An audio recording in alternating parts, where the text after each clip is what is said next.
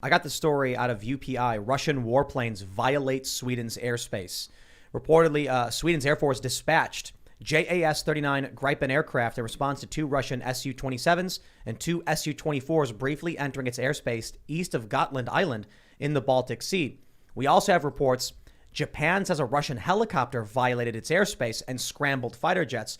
To give you context on the sheer size of Russia, we come over here to we got Google Earth pulled up. Here's Japan, right? That's Russia right here. There's Vladivostok. And so you've got these islands. We're talking about, what, 50 to 100 miles away from Japan. That's Russia. If we zoom out and go all the way across Russia over to Europe, check it out. Not only do you have Moscow right here with Finland, you have Kaliningrad, which is right here. It's an oblast. And this is Gotland. So Russia is massive. On top of that, let's just go over here and point at the fact that Russia is 50 miles from the United States. So they got a lot. They're spread out very thin.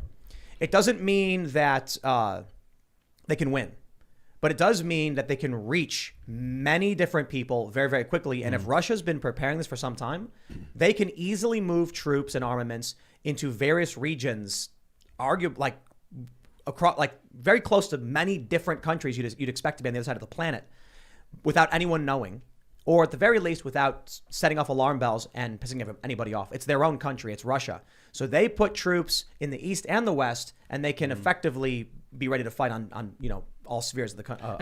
And one of the things that Jack was just talking about when it comes to the Arctic is we've been watching the Ukraine build up for a long time, the troop build up on the Ukraine border for a long time.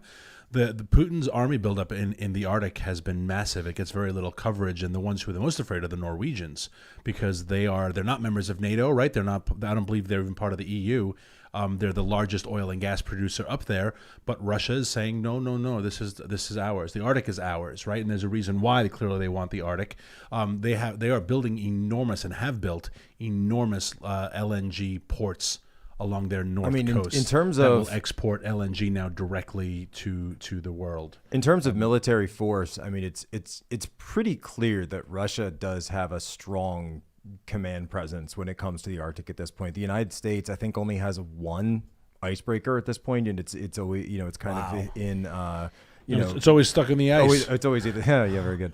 But it's like it's barely works very well. China has a ton of ice cutters, but of course China does not have any actual access to the Arctic. So if China, this is another part of that relationship, this burgeoning relationship that we're seeing between China and Russia. If China wants access to the Arctic, they've got to go through Russia. If Russia wants their financial backstop, they need to go to China. The one you kick them off SWIFT, well, One Belt, One Road is right there for you. Yeah. So, but Ian, in answer to your question, if I want to curb these, excessive and obviously aggressive and insane behaviors of the Russian government, you can say, all right, we're going to try to put sanctions on Russia, but obviously they've priced that into this proposition.